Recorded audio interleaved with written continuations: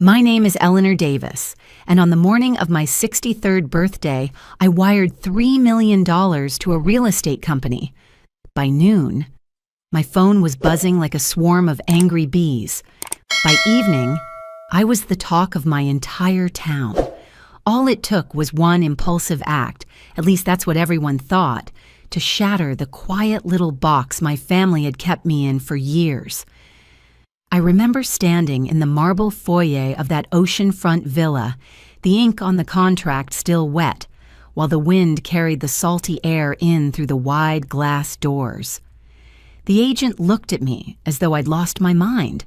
Maybe she expected me to call my son Daniel for permission, or ask my daughter-in-law Melissa to double-check the numbers. But I didn't.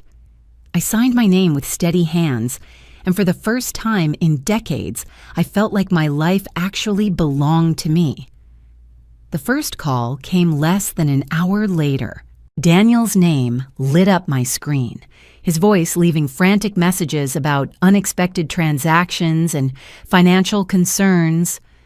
A second later, Melissa's number flashed, then Claudia Wells, the woman who had somehow replaced me as the celebrated mother figure in my own family. I let them all go to voicemail. I carried my boxes into that empty house, one by one, humming to myself as the tide rolled in. With every step across those polished floors, I felt years of being ignored peel away like old paint. They had forgotten my birthday 6 years in a row, each time with a new excuse, each time leaving me alone with a store-bought cake and silence. This year, I said nothing. I simply disappeared into a place they never imagined I could claim. As I poured a glass of champagne and watched the sun sink into the Atlantic, my phone kept ringing. Panic from the very people who had taught me to feel invisible. They didn't know it yet, but everything was about to change. The truth is, my birthday hadn't been a celebration for a long time. It had become something like a test, a quiet measure of whether my son and his wife still saw me as part of their lives. 6 years in a row, I failed that test. Every March, I waited for the knock on the door, the phone call, the little surprise that never came. What arrived instead were excuses wrapped in concern, each one neatly timed to keep them away from me on the only day I ever asked to be noticed. The first year, I let it slide. Claudia, my daughter-in-law's mother, had taken a bad fall. They said, broken hip, surgery, rehab, the kind of crisis you don't argue with. Daniel and Melissa rushed to her side in Vermont, and I sat in my kitchen with a store-bought cake, telling myself it was just bad timing. We'd celebrate later. Once things calmed down, we never did. The second year, it was Claudia again. A scare with her heart this time. Turned out to be nothing more than too much caffeine. But Daniel and Melissa drove north anyway, leaving me behind with another cake and another promise to make it up to me. I told myself not to be selfish. Emergencies happen. But a whisper of doubt had already begun to grow in me. By the third and fourth years, the pattern was impossible to ignore. March brought a new drama, a new excuse, vertigo, anxiety, some vague health issue that always seemed to peak exactly when my birthday rolled around. And each year I sat alone, trying to believe their words even as I felt the truth press heavier on my chest. It wasn't bad luck. It wasn't coincidence. It was a choice. The fifth year was the breaking point. I had gone to the grocery store the day after my birthday, head down, ready to buy myself flowers that would die in 3 days. That's when I saw them. Daniel, Melissa, and Claudia laughing together over lunch at a new bistro downtown, champagne flutes in hand, Claudia glowing like the guest of honor. I sat in my car in the parking lot for 20 minutes, staring through the glass, my throat burning. They had told me Claudia was too weak for visitors, and yet there she was, raising a toast, while I wondered what sin I had committed to deserve being forgotten. That was the moment the last piece of denial slipped away. It wasn't that my son didn't love me.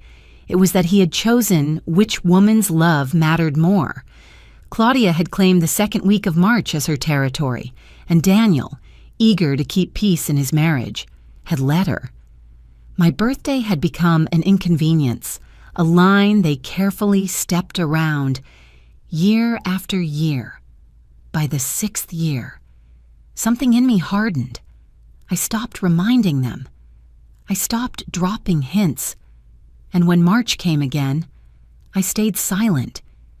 If I was going to be invisible, then I would learn how to use that invisibility for myself. When March arrived again, I kept my lips sealed. No reminders. No hopeful questions about dinner plans. Not even a casual mention of the date. I carried myself through those early days of the month with a smile plastered on my face, the kind you wear when you're playing along with someone else's script. Daniel asked if I had anything important scheduled for the 15th. I told him no. My calendar was flexible. Melissa mentioned they might need to extend their visit with her mother that weekend. I wished them a safe trip, as though I had no stake in it at all. They left Friday afternoon, bags packed, expressions faintly guilty but already distracted by the spa weekend awaiting them. I stood on the porch, waved them off, and closed the door. For the first time in years, I didn't feel abandoned. I felt free. That evening, I picked up the phone and called a real estate agent. I told her to find me something beautiful, something near the water, something that would remind me every morning that my life wasn't over just because I'd been shoved to the margins of my own family. 4 hours later, I stood in the foyer of a villa with floor-to-ceiling windows and a view of the Atlantic so wide it made my heart race. The price tag was $3.2 million. The agent's voice dropped when she said it, waiting for me to flinch. I didn't. I signed the papers with steady hands. She asked if I wanted to discuss it with my family before making a decision. I almost laughed. When had they ever discussed anything with me? By the next morning, the deed was in my name. By the following day, I was unpacking boxes of photo albums, my grandmother's china, and the quilt my mother had sewn for my wedding. On the kitchen island, I set up a small birthday dinner for one.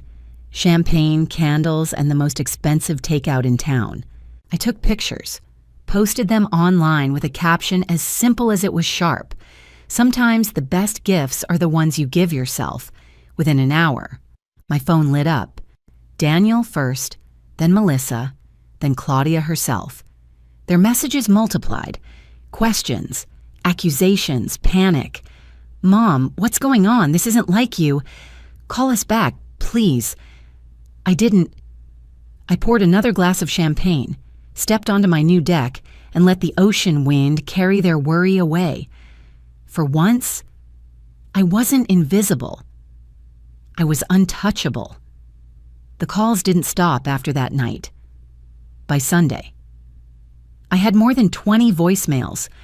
Some were dressed in concern, Melissa pleading that they only wanted to make sure I was safe. Others were sharper, Daniel demanding to know how I could make such a reckless decision. I let them pile up, a chorus of voices that had been silent when all I needed was a birthday cake and their company. But beneath the noise, something more unsettling began to take shape. Daniel's outrage carried a particular edge, not just of shock, but of exposure. He kept circling back to the same phrase in his messages, "You can't afford this. Mom." That was when I realized he had no idea what my finances actually looked like, and yet he spoke as if he had the authority to decide what I could or couldn't do. The truth was, after my husband passed, Daniel had quietly inserted himself into my accounts. He'd convinced me it was for my own good. Fraud was rampant. Scams targeted older women. Better to let him set up alerts and joint signatures. At first, I let him. Grief makes you pliable, and I was too tired to argue. But gradually, the boundaries blurred. He began commenting on purchases, raising eyebrows at restaurant charges, suggesting cheaper phone plans, asking why I needed 2 credit cards. He disguised it all as protection, but it felt more and more like surveillance. After the villa purchase, I opened my file cabinet and began sifting through the paperwork I had ignored for years. I found statements I didn't remember signing, loan agreements with my name scrawled across the bottom in a handwriting almost, but not quite, like mine. I felt the blood drain from my face as I traced each forged signature. There were credit cards I had never applied for, and debts I hadn't incurred.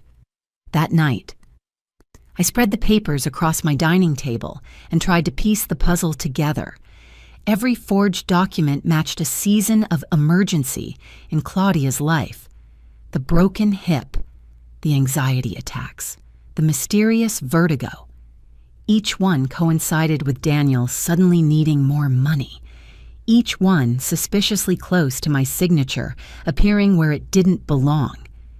It dawned on me with a chill. My son wasn't just overstepping, he was drowning. And someone was helping him hold my head under the water, too. Claudia's name kept echoing in my mind, her presence like a shadow stretching over every choice Daniel had made in the past few years. Melissa, too, her voice always smoothing things over, assuring me Daniel was only doing what was best. But best for whom? I looked around my new villa, the walls still bare, the air still smelling faintly of fresh paint. I had thought this house would simply be a sanctuary, proof that I could still act on my own. Now it felt like the first safe place I'd had in years. For the first time, I admitted to myself that what was happening wasn't just neglect, it was a scheme, and I intended to uncover every part of it. I didn't sleep much that night. The papers on my table stared back at me like a confession, each signature a quiet betrayal. By dawn, I knew I couldn't unravel this alone. I called a man named Richard Langley, a lawyer who had once handled an inheritance for my late aunt. He was discreet, thorough, and above all, he believed me when I said my son's financial life didn't add up. Richard listened patiently as I laid everything out. Daniel's constant monitoring of my accounts, the forged documents, the strange coincidences with Claudia's so-called illnesses. He asked me to scan the papers and send them over, then promised he'd dig. 2 days later, his voice on the phone carried both satisfaction and dread. "Eleanor, you were right to be suspicious. Claudia Wells isn't Claudia Wells at all. Her legal name is Claudia Warren, and she's been arrested twice for financial fraud in other states. Charges were dismissed, but the pattern is clear." I sat there gripping the receiver, the kitchen clock ticking louder than my own heartbeat. Claudia, the woman my son treated like a second mother, had a history of conning families just like mine. Suddenly, every health emergency looked less like bad luck and more like strategy. But Richard wasn't finished. "There's more. Melissa isn't who she says she is either. Her maiden name isn't Mitchell, it's Warren. She's Claudia's daughter." The words hit me like a blow to the chest. My knees gave out and I sank into the nearest chair.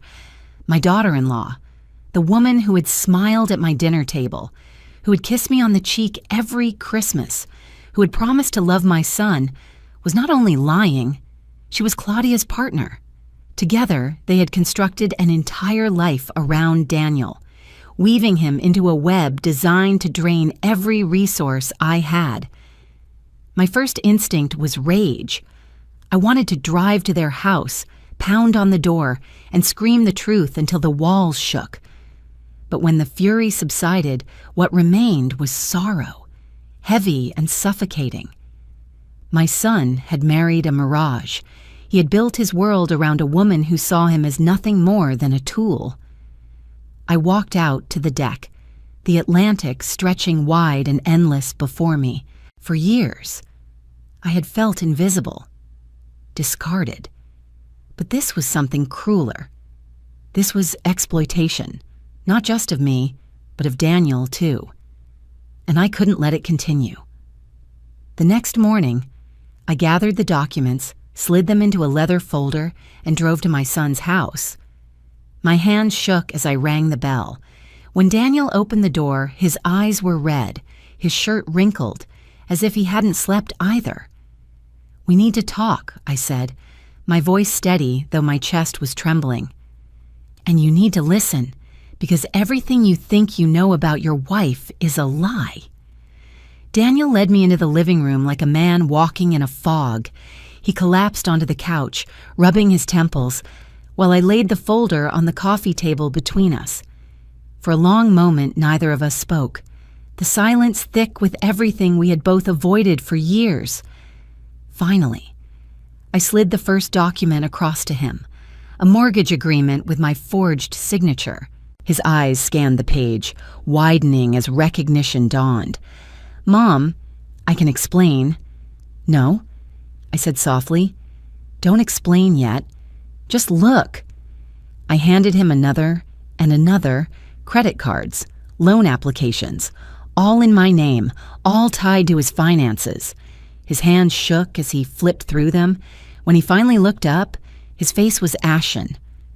"I only did it because I thought I could pay it back. Melissa said—" "Melissa," I cut in, my voice sharper than I intended, "is not who you think she is." I pushed the final paper toward him. Richard's report, stamped with official seals, detailing Claudia's arrests and Melissa's true identity. I watched the blood drain from my son's face as he read. "No," he whispered. "That can't be right.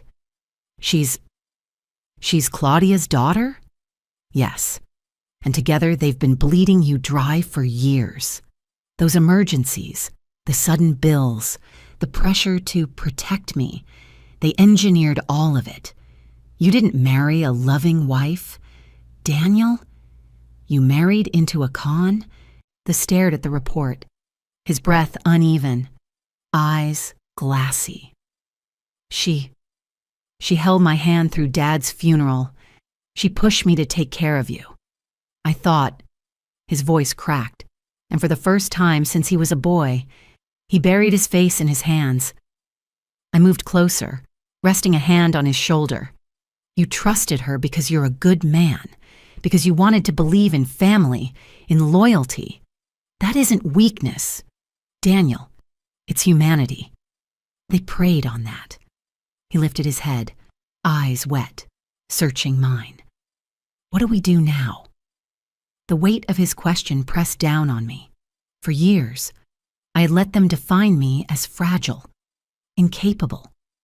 Now here was my son, broken, looking to me for strength. "We fight back," I told him, "together. But you have to accept the truth first. The woman you thought you loved is not who she pretended to be."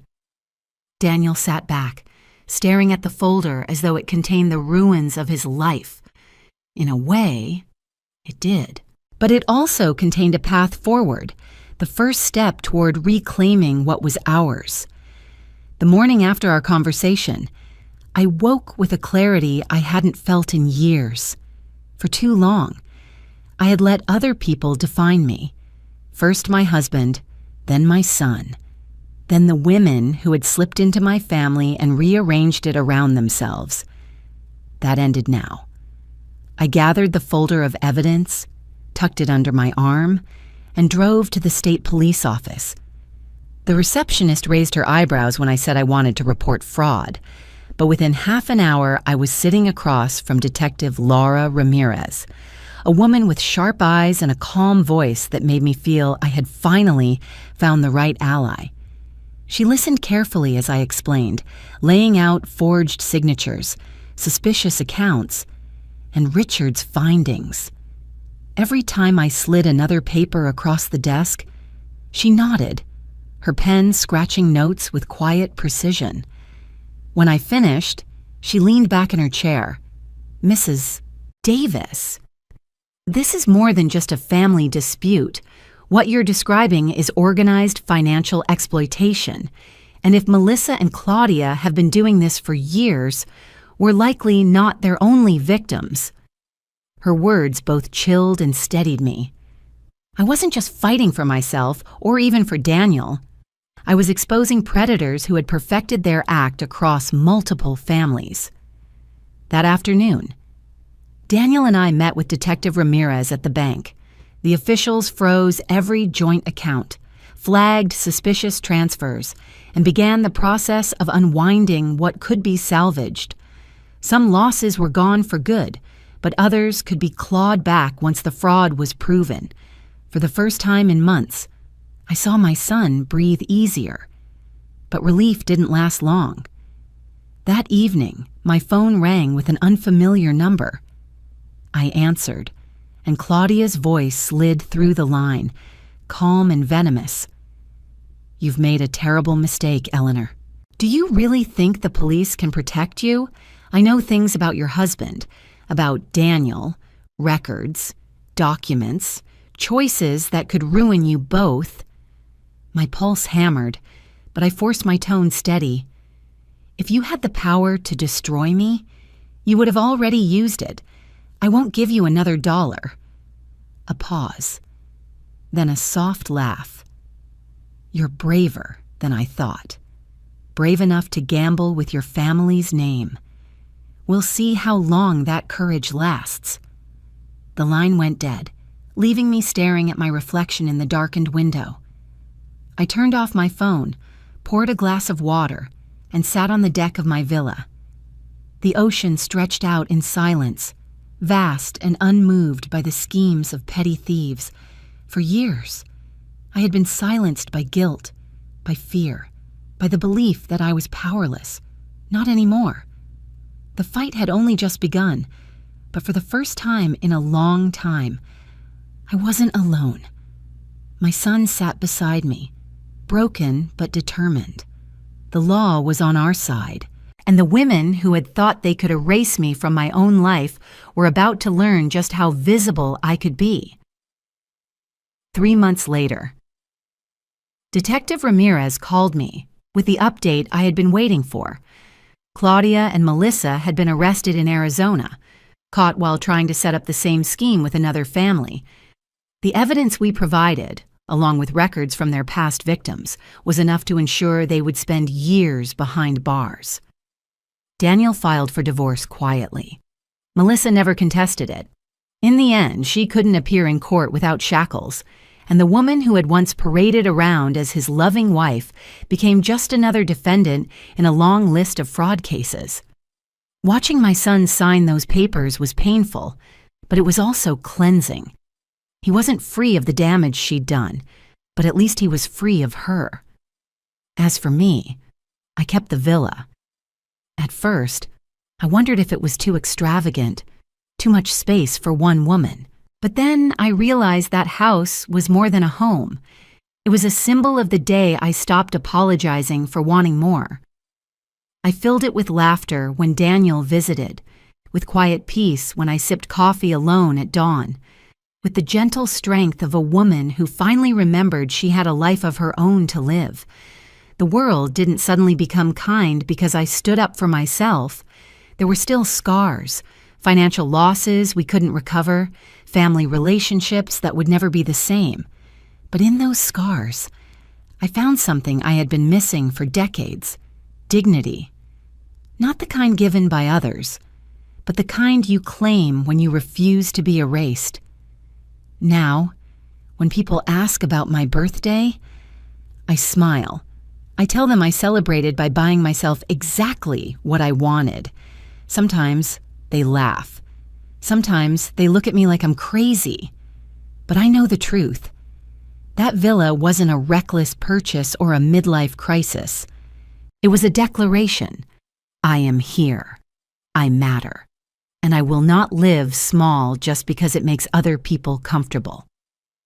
I'm Eleanor Davis, 64 years old, and for the first time in a long time, I feel alive. Thank you for watching. If you enjoy these family drama and revenge stories, please subscribe and join me for more every day.